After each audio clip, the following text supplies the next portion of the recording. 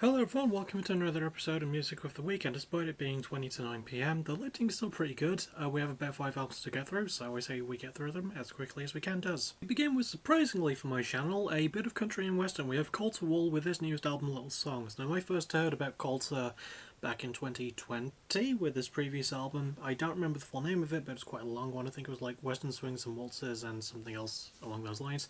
A friend introduced me to Colter, and that friend has introduced me to a fair few country artists, so I need to check out more. I'm giving this one a B plus though. I thought it was really good. Colter has just this I love the sound of his voice. He's got one of those naturally deep singing voices. He can sing really well too. He can yodel as well, as he does on one of the songs later on. Instrumental work is really good, mostly driven by acoustic guitar with nice elements of slide guitar and banjo. Some really solid bass drums and keyboards as well. On occasion, I think there's violin work. There's some sort of string instrumental worked into that. The lyrics are about country things, but more specifically, because this is something I don't think I mentioned the last time I covered Colter Wall, he's a fantastic storyteller. I don't know, I keep looking at my football fidget spinner. He's a fantastic storyteller though. He mostly tells stories about love and basically just being a rancher as well. There are some political themes, but they're not overt, and he does a good job to not dwell too much on it. The production's pretty good too. I think he handled a bit of it. It just sounds really nice and clean and polished, and structurally wise as well. He's got some really good songs. It does a weird thing with a couple of them where it makes them feel like half songs that squeeze in together, but the overall flow of the album is really good. It's got a pretty decent pacing to it, so yeah, I can definitely recommend this one. Colter Wall is fast speaker. I don't know why I looked at the name there. I know his name. Colter is becoming one of my favourite newer country artists, and he's just got that sort of it factor I can't fully describe, so yeah, he's definitely worth checking out if you haven't already. Next we begin a streak of debuts, specifically some hardcore punk, not just that, all-female hardcore punk, not just that, all-female hardcore punk from Ukraine. I almost said Australia for some reason. We have Deathpill with their self-titled debut. So, from what I know, this is supposed to be sort of like a super trio thing. They're formed from remnants of other bands in the Ukrainian punk scene. I don't know about any of that. I've never listened to any of those other bands because, again, with me living in a very English-speaking country, my knowledge of music not from English-speaking countries is quite limited. But that's something we'll cover as we're reviewing this album. Speaking of which, I'm giving it an A-. I thought it was it's the highest grade of the episode, I will point out. It's a really well put together bit of hardcore punk. It's got that really punchy, feminist style to it in terms of the instrumentation. It's really fucking good. It's even got some nice melodic moments, but it does not skip out on the heaviness either, and the guitar work overall is phenomenal. The lead vocalist and guitarist, whose name I don't remember, I'm not going to bother looking up because Ukrainian names are very difficult to remember by their bloody nature. She does a really good job. Her yell is really good. She's got a really nice natural singing voice to her, and she can add a lot of personality and character into it as well. She's a very versatile vocalist for someone who I'm not too familiar with. The rest of the band is great too. Really good bassist, really good drummer and co-lead vocalist as well, or well, at the very least a backing vocalist. Lyrically is where things start to fall apart a little bit. So in terms of the theming of feminization and equality and sexuality, very well handled. You get the tone, you get the message. The trouble is the overall writing. It's not repetitive or even bad, but you can tell that English is not their first language, and the lyrics are all there on their Bandcamp page. And even reading them and even hearing the lead singer sing them, it feels a bit jumbled, and it's nothing against them. I understand that English is not their first language, but it sort of takes me out of it a tiny little bit, and it's not even that bad. In fact, one thing I would have preferred they do is there's a couple of songs on the album that are in Ukrainian. There's 2 out of the 9 songs that are in Ukrainian, right? Although on their Bandcamp page, only one of them is translated into English, so I think the right route would have been to have had all the songs being Ukrainian, but just have them translated to English as well. I think that when they're singing Ukrainian, well, when the lead singer is singing in the Ukrainian language, I think that sounds more authentic. I think it sounds better, and yeah, definitely work in English whenever you can, but only do it when you're fully ready and you can speak it more fluently. That's, a little bit of advice that I really shouldn't be giving, but point is, this album is really fucking good, and you should definitely go and check it out when you can. It's got some really good and raw production as well, very authentic in that regard, and structurally wise, it's not bad either for a 9-song album. That's not even. It's over 20 minutes, somewhere over 20 minutes. It's not that badly handled. It's got a really good pacing to it, so yeah, no, definitely go check this one out. The next debut we have is a band called Errors of Humanity with their first album, Testimony. This album actually came out in June. It's, the only other album besides Death Pills, because that came out in February, to not have been released in July. And this gets the lowest grade of the episode. It gets a straight up C. So this is a deathcore band, right? And I think it's because I've been spoiled with like the heavier death-leaning styles of metal over the past couple of years with bands like Shadow of Intent and Lorna Shore and Ingested doing it so correctly. Thing is, Errors of Humanity, if they'd have stayed in their lane and kept it a bit more dumbed down and basic, I think I would have graded this album higher, ironically enough. But the thing with it is it gets a bit too ambitious with itself. In terms of its instrumentation, it doesn't really have a lot of control of what it wants to do other than fast, heavy blast beats and guitar work and let's try and be Lorna Shore. And that does lead to the album's biggest problem for me, is there's no identity to the band. And I get it, it is a debut. But Death Pill also did a debut, and the only real major problem with that is the fact that English isn't their first language. And that's not even that much of a problem. But, at least they were able to carve out their own identity.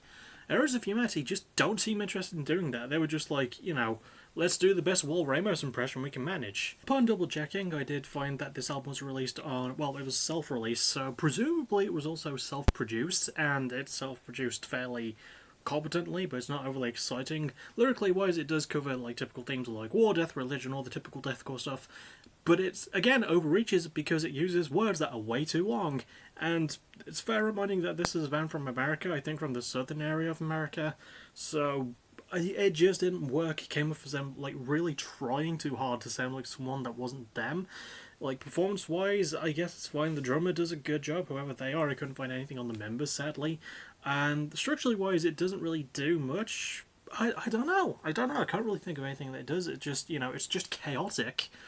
Which is what you usually want in deathcore, especially modern day deathcore, but there's just nothing backing it up. Like, it feels like the band are trying to jump 2 feet first into this genre, and I think it's one that might suit them.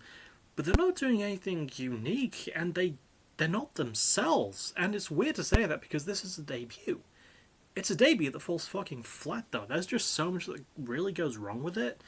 I don't know. It's not even that I'm a deathcore hater, because I think as previous top 30 lists and like reviews have shown, even in this year alone, I do like the heavy styles of deathcore and death-leaning music as well, specifically metal, but there's just something about this one that didn't click. Errors of Humanity really need to take a step back, find their identity, find themselves, maybe get a label, I don't know, and just stop trying to be Lorna Shore. Lorna Shore are great, don't get me wrong, but not everyone who tries to emulate that style of deathcore needs to be Lorna Shore.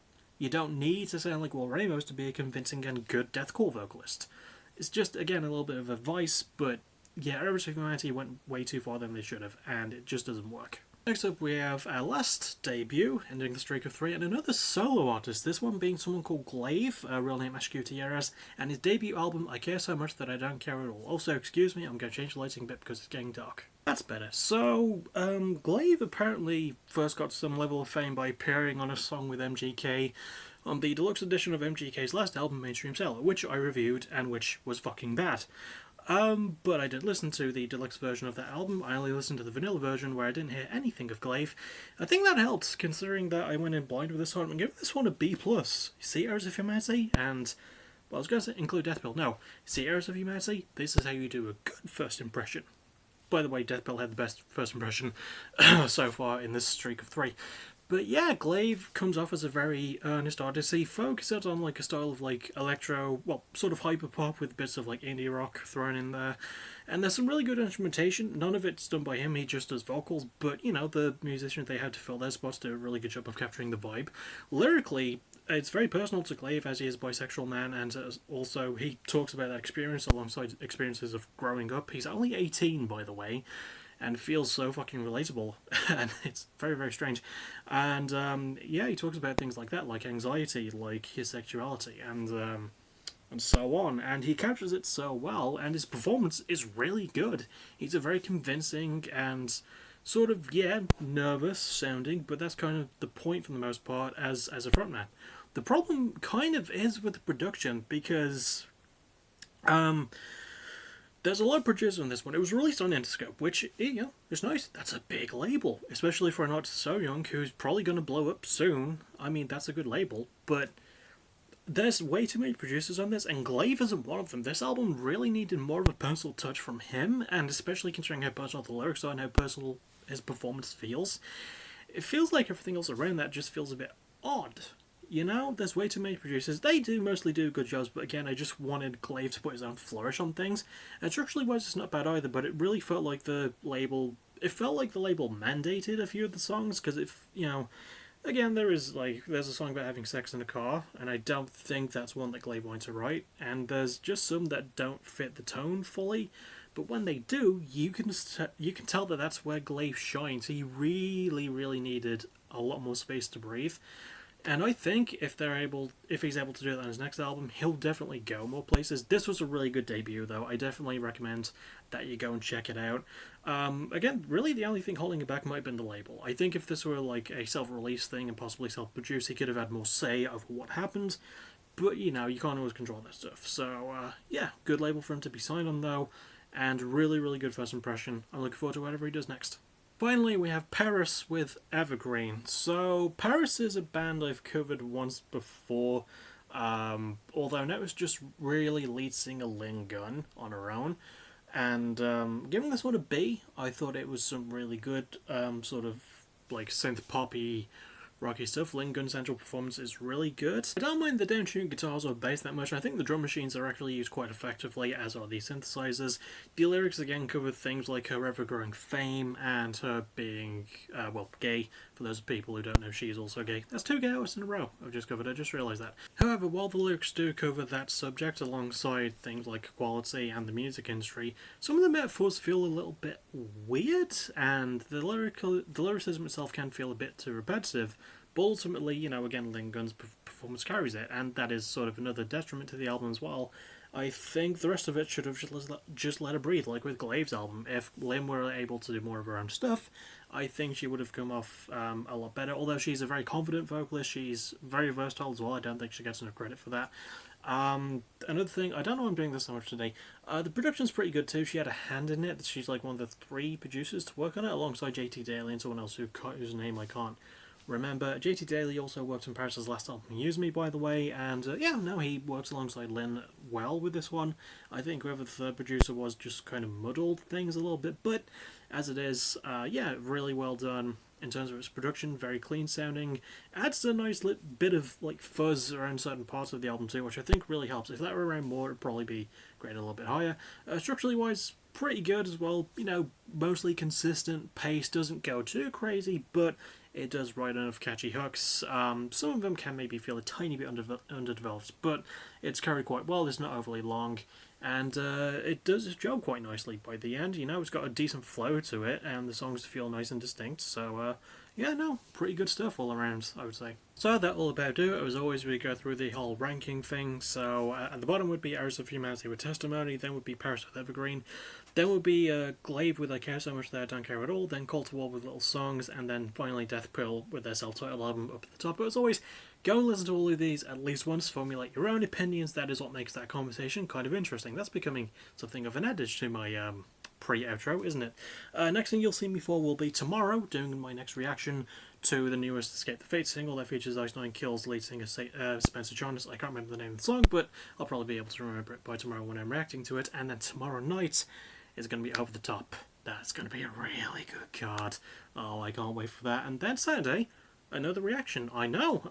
I'm gonna tell you what it is. I'm gonna be reacting to Claudio and his gameplay trailer for Tekken 8, because I'm looking forward to that game, and I want to do more than just music reactions, so yeah, that's what I'm going to be doing. And then next thing after that will be on Sunday, which will probably be a Fight the Night review.